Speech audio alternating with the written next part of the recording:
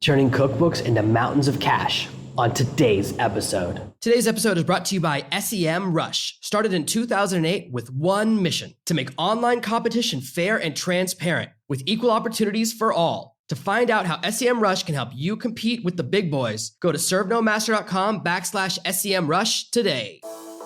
Are you tired of dealing with your boss? Do you feel underpaid and underappreciated? If you want to make it online, fire your boss and start living your retirement dreams now, then you've come to the right place. Welcome to Serve No Master Podcast, where you'll learn how to open new revenue streams and make money while you sleep. Presented live from a tropical island in the South Pacific by best-selling author Jonathan Green. Now, here's your host. Over the last couple of weeks, I've gotten a group of interesting messages, all asking me about cookbooks. Launching books on Amazon, obviously, I know a great deal about Amazon. I know they're going to do about releasing books, and I actually do have a cookbook out there. I don't talk about it very much because honestly, it's not very good, but I'm going to take you through that process, how I released that book. And it does make money, but it's not like a masterpiece, okay? It's not like a life-changing book. I don't recommend you buy it and start cooking from it. It's only recipes as well for infants, so it doesn't really target you. If you have teeth, you're too old for it. But I've received these couple of messages from people across the spectrum.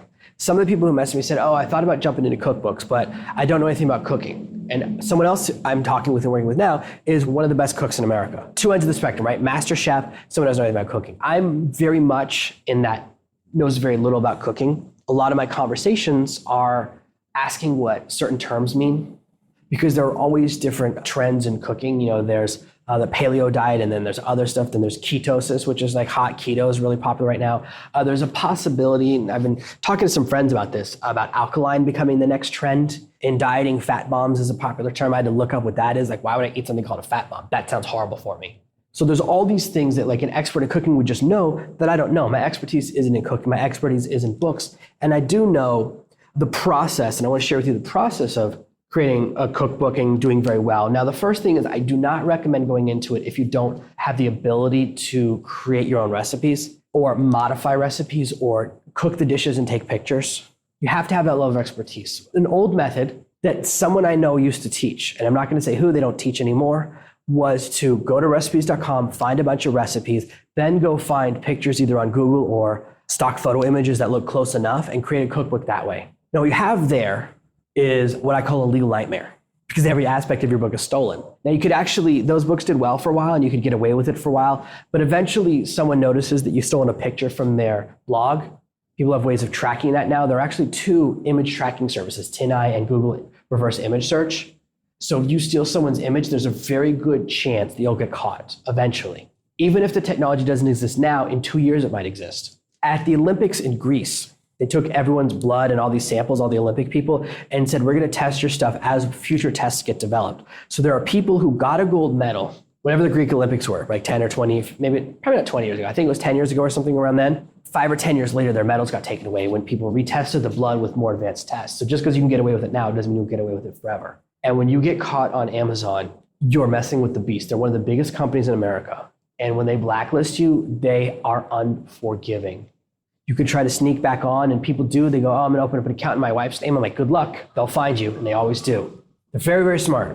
And they don't even have to be that smart to catch you, because guess what? When you're married to someone, your social security numbers are tied to each other. You have the same mailing address. You probably use the same computer, or you have used the same computer in the past. If you've ever logged into Amazon from a computer, and your wife has ever logged in using that exact same computer, even if it was 10 years apart, Amazon knows. They keep a record of that. And they go, oh, no, something's going on here. And if they see enough signs of trajectory, they see enough signs that you might know a person, they have a manual check. A person goes and checks the two things and goes, and then you're done.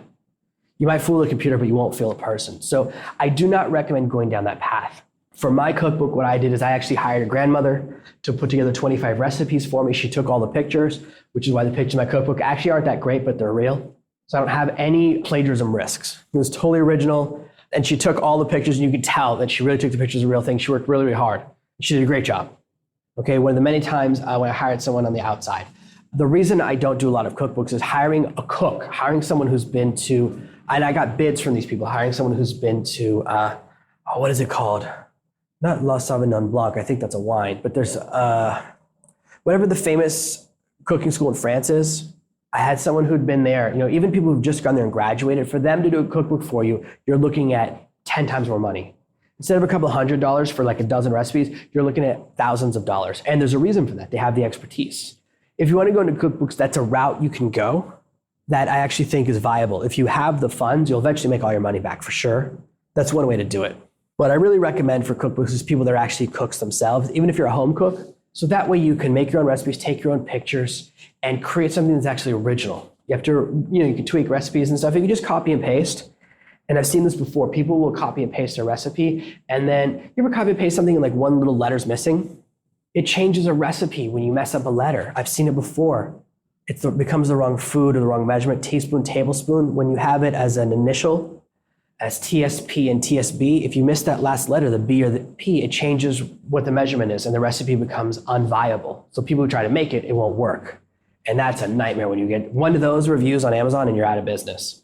So the process though, let's go to now some of the caveats to my story. Let's go into the process now of actually launching a successful book on Amazon. Now the first step is creating your brand. It's so important. And this is something I've been talking to with a couple of chefs that I talk to. You have to have a nickname. And it can be, I've seen there's the Shredded Chef, there's the Galloping Gourmet, there's the Naked Chef, there's the Barefoot Contessa. Now I don't know what a Contessa is. And I meant to ask one of the chefs I was talking to. I should probably just Google it. It probably means Italian mom or something. But every good chef has a name. Now, the Galloping Gourmet was a chef when I was a young kid. And he was kind of well known, a little wine for the recipe and a little wine for the chef. So his show was a blast. After the first 20 minutes, it started getting more and more fun. I've actually recently watched an old episode, and I thought it was hilarious. At least the guy's having a real good time. So different chefs, there's the Naked Chef. You have this nickname. Now, you can also build a brand around your product or your messaging. And you can invent your own diet and you give it a cool name. A lot of these diets are all the same. They have different names. What they call it, Whole30, the 5-2 diet. There's different variations on paleo. And I told you could even come up with one called the alkaline diet. That hasn't gotten really popular yet, but I think it's coming. And of course, any doctor or a serious chef knows that that's all just words. So having a brand or having something about your books is very, very important, because if it's just called like Italian cooking, it's very hard to stand out from the crowd. And as a chef, we want you, as someone doing cookbooks, you want to create a series. The money comes from continuity, from the branding. So you have to have something that sticks. Everything I do is called Serve No Master so that it's easy to remember. If you Google Serve No Master, everything on like the first 10 pages of Google is all me. I think it used to be when I first started out, there was some competition, but that's all gone. Because there's a band, I think there was a band called Serve No Master in the early 2000s. I think there's a song called Serve No Master, and there might be a Japanese movie. There's a couple of things that exist that came before me that used the same phrase, but they never tipped, they never became famous. And so my job is to create as much real estate. So my Facebook page or my Twitter or my LinkedIn and stuff all comes up first if you type in that. So you want to be someone who's easily searchable, easily rememberable, and creating a brand. And it can come from different things. It doesn't have to be always super positive. It can be kind of neutral. The Naked Chef, I don't think cooks naked. I've never seen him on TV naked. So you just create a name, and whatever it is, it's something that helps you remember. And it also can be your cooking style. That's going to be the name of your series, but it depends where you want to go. If you want to be a chef who gets TV shows and kind of goes in that direction, having a chef name is very, very valuable. Once you've worked on your branding, step 2 is to know your expertise. There are chefs who know everything about baking. As you know, there's TV shows where people just make cupcakes or just make cakes, and baking is very different than cooking. So if you watch like a cooking TV show or cooking movies, people are experts in different aspects of the kitchen because it takes a long time to master it. Just like in the Shaolin Temple, there's different weapons. There's the sticks and the circles and the different swords. Nobody knows how to use all of them. Most people are a master of one different weapon because it takes a really long time to learn it. And it's the same thing for cooking. That's why people who do chocolate only do chocolate. To become a master chocolatier, and yes, I've watched the national championships on TV. Kind of boring because it's a little slow. They're not talking because they're so focused, but the ending is really cool. Watching the final part of their creations and stuff, that's amazing. There are people that only know how to work in one thing. So know what you're good at. Your expertise could be breakfast. Your expertise could be cooking for guests. Now that's great. That's actually a really wide open market right now. Event cooking. There's a couple of new event categories on Amazon that I'm very excited about that are blowing up. They're really wide opportunity. How to cook for your family on Thanksgiving, how to cook for your family on Christmas, how to have an emergency dinner. One of the ideas that I've been swirling is And this is probably a project I'm going to do with one of the chefs that I've been talking to. I pitched this idea to him. Hopefully he likes it. Probably 3 or 4 books into the series is the idea of your wife or husband at home, whatever. You get to call like 3 o'clock from your spouse and be like, hey, I'm coming home and I'm bringing the boss, and the boss is bringing his wife or his husband, whatever. Okay? That moment where you've got to put together like an awesome dinner, but there's not that much time on the clock. You got 2 or 3 hours to put it all together, which includes shopping, preparation, making it look awesome. And there's this feeling when you have one of those dinners that you have to impress.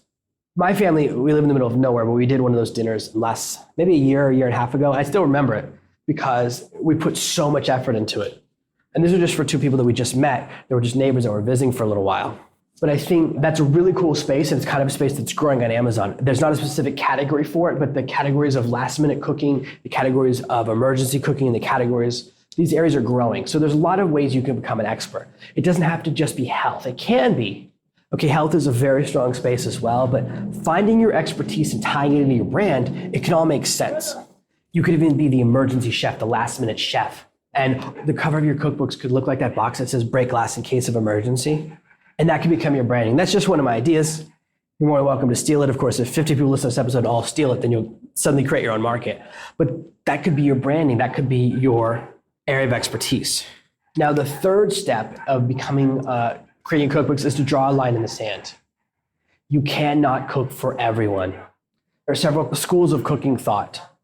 One end of the spectrum is absolute healthy. I one time when I was younger, I wanted to be a little healthier. I bought the American Heart Association cookbook. The recipes were dog food. I would say they were designed to taste horrible. So every time when it was like, taste a little better or be a little healthier, they would always err towards healthy, and you would end up with the recipes. They're basically the recipes the doctor tells you have to go on after 2 or 3 heart attacks. So they created a cookbook that just tastes terrible. And if you have that cookbook or worked on it, I'm sorry, but you know I'm telling the truth. So I was not the target market, okay?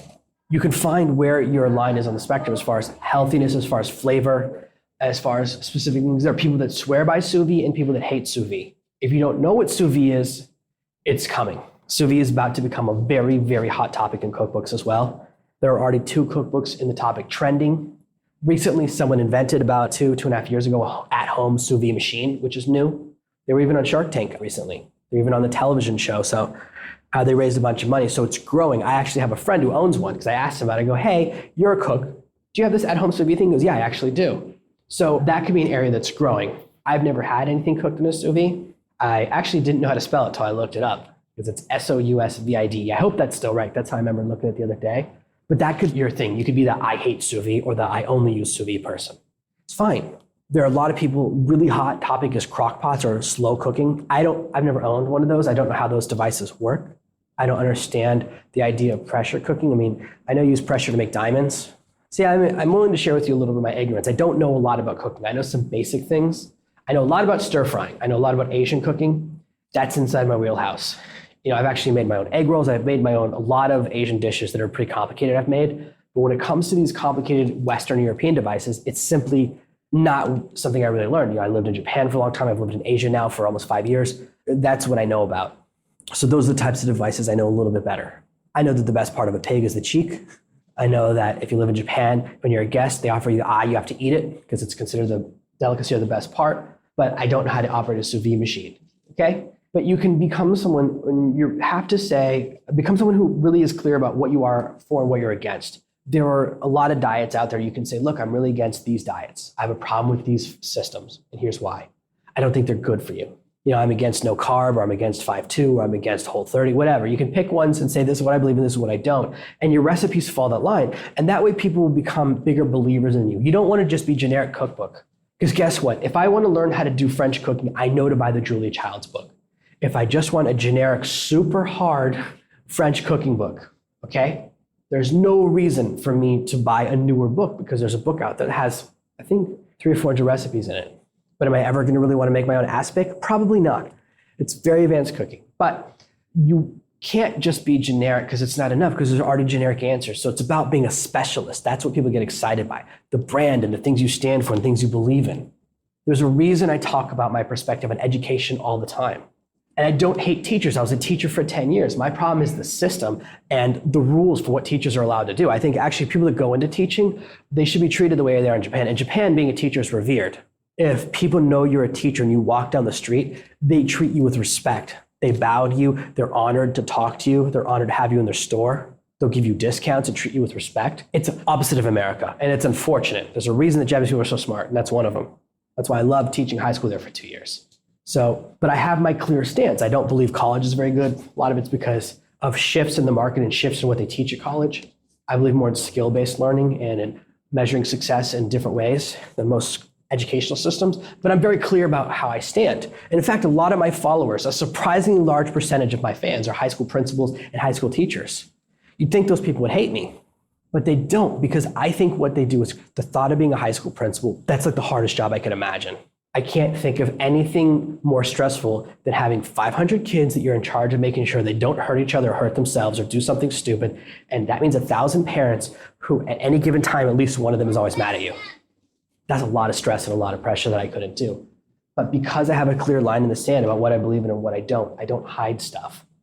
I've mentioned quite a few times that I don't like when entertainment podcasts become political. I think it's inappropriate. I think it's dumb. I was trying to listen today. I actually had to delete one of the podcasts I was listening to because the stuff they were saying was so inappropriate. Yet again, these guys who have a podcast, they were talking about a movie. They started talking about two people who weren't in the movie.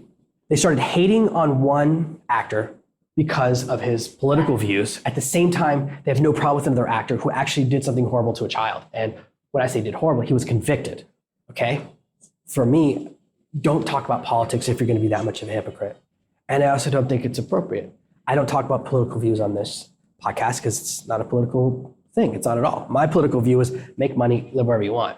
I guess that's my politics. So when I see things that I don't like, I talk about them. I have my lines in the sand. And when you have those as a cook, they're very valuable. I believe in this, I don't believe in that. I have a big problem with paleo. Tell me why. I have a big problem with keto. Tell me why. That's really valuable. You could be the anti-trend cook. That's fine. Once you've drawn your line in your sand, you need to figure out what you can sell to your audience. And what I mean there is ask people what they want and then give it to them. If you have an existing audience of people who buy cookbooks, that's what you really need, is an audience of buyers or an audience of people who at least are grabbing recipes off your blog. If you have over 1,000 people, once you have 1,000 people, you can really get good poll data. Just say, hey, where do you really struggle in the kitchen? What would be your perfect cookbook? And you can discover a lot of things. Now, for some people, the perfect cookbook is The Bachelor in His 20s, Man's Guide to Healthy but Delicious Eating. There's a group of people, that's all they want. And if your audience turns out to be 22 to 25-year-old single guys, that's the book they want. However, if your audience is all 32-year-old first-time mothers who all have 3 to 5-year-old children, they probably want a cookbook that's about how to deal with a fussy eating child. As my daughter's about to turn 4 next week, one of the things we deal with is the challenge of her fussy eating. Her mother is an amazing eater. She grew up very close to the earth, very natural, and not because she's a hippie or an environmentalist, but because she grew up in an environment where you grow your own animals and you grow your own food, not by choice, but by necessity. So she eats fish, she eats very healthy. I don't eat enough fish. I wish I could be a better fish eater because I know it's so healthy. So I want my daughter to follow my wife as an eater, not me. Now I eat okay. I eat better than 99% of Americans, and I eat better than I have for most of my life. But I would say I'm a B minus on my diet, whereas my wife's in the A minus to A range. She's not perfect either, no one's perfect, but she's way better than me. So dealing with a fussy eating child is something I'm very aware of and in touch with now because my daughter hated taste until about a month ago. So the main thing she would eat, if you came into our house, you would think we were monsters. She mostly likes to eat plain white rice on a plate with some water under it. So not only is it white rice, it's like watery. And the other thing she likes to eat is ramen without the flavor pack put into it. So you come into the house, it looks like, oh my gosh, these people are feeding their daughter plain ramen and plain white rice. Were they monsters? Is she in jail? But we'll put like anything else in front of her and she'd throw it away and she wouldn't like the taste. She hated the flavor of everything. She learned to like ketchup a little bit 6 months ago, but again, that's not a very sophisticated sauce, is it? So that's something that we've gone through. And even now she's beginning to enjoy new flavors. She's actually entering that next phase, which is exciting. But your audience will have different needs. So asking them what they want is very valuable because everyone wants different things. You might find that your whole audience is paleo, in which case you'll have to go look up what paleo means because I don't know all of the rules. I know it's supposed to be eat like a caveman, but I don't know any cavemen. I think it's only eat meat and vegetables, but I'm not 100%. So you look that up. The other thing you could do is to gather intelligence. So you can actually reverse engineer. If you don't have an audience, you take your area of expertise, you look on Amazon, find those books that are doing well within your area of expertise. So if your area of expertise is halal or any other type of something really specific, right? So you look for the 5, let's just say it's halal. You look at the 5 best halal cookbooks. And what you look for is the books that are making the most money, right? The most successful ones. And then you can look at them and see what types of recipes they have, what type of audience they have, how many recipes are in a book. Very important. Do I need 10 or do I need 500? What percentage of the book is stories and what percentage of the book is content? Do you need the part at the front of the book where you explain your measurement systems? Do you have to teach people at the front of your book the precursor ingredients? For example, with an Asian cookbook, you can have to at the beginning explain how to make chicken stock or how to make certain sauces that then become a key ingredient in other recipes. How to make red bean paste, either people know or they don't know. And if you don't know how to do it, you can't have a recipe where that's an ingredient. You have to teach it at the front of the book. So you need to know the sophistication of your audience. And you could find that by just looking at the competition, go, okay, here's what these other books are doing. Here's what they have, here's what they don't have. Then you read the reviews and you say, here's what people loved, here's what people didn't love. And so you can gather competitive intelligence, you can gather information about your audience without having the audience yourself yet. This is what I do in every other market. You can also look and see what's working better in your space. Is it a health book or a cookbook? A lot of books about fighting diabetes start off with a lot of principles and end up with 50 or 100 recipes at the back and 21-day cooking guides. I know this because I've worked on a lot of these projects. So these are really, really big spaces. One of the spaces is eating well after 40, eating well after 50, eating well after 60, being healthy in your 60s. That might be a total health book rather than just a cookbook. So this will help you to determine the path you're going to take and what you write and what you create. In order to take your book across the finish line, and we've covered a lot of ground, we're almost there, the next idea is planning out a series. The only way you're ever going to make money is to having multiple books or having other revenue streams. What are you going to sell to people after they buy your book? If you only have one cookbook and that's the only way you're driving revenue, every single dollar you make is from a brand new person. So you have to constantly be in customer acquisition mode. It's almost impossible for you to monetize. But if you have 10 cookbooks, someone comes in, they buy 10. Instead of you making $5 per customer, you end up making 10, 20, or 50. And that can help you be much more profitable. Or what you can do is have a cookbook, and then when people go to your website, they can pay more and get the video versions of each lesson. And now that I've said that, I wish that's the one thing that's not in my notebook today. I wish I thought of it the other day. I'm actually going to go email one of the chefs I'm talking to in 5 minutes and tell them that exact idea, because I think it's actually brilliant. Some people learn by hearing, some people learn by seeing, and that's a great way to have something else. Or you can sell t-shirts, or you can sell sauces. Having something else you're going to sell on the back end, that's how you can have an eye to profit in the future. I know we've had a little bit of a long lesson today. I'm pretty excited. Hopefully the background noise hasn't been too much, but I think this is really, really valuable. So if you've been thinking about going into cookbooks, this is how you can do it. And this is how you can turn cookbooks into cold, hard cash. Thank you for listening to this week's episode of Serve No Master. Make sure you subscribe so you never miss another episode. We'll be back tomorrow with more tips and tactics on how to escape that rat race. Head over to servenomaster.com/podcasts now for your chance to win a free copy of Jonathan's bestseller, Serve No Master. All you have to do is leave a 5-star review of this podcast. See you tomorrow. Thank you for listening to this episode of the Serve No Master podcast. Follow me at facebook.com/serve no master.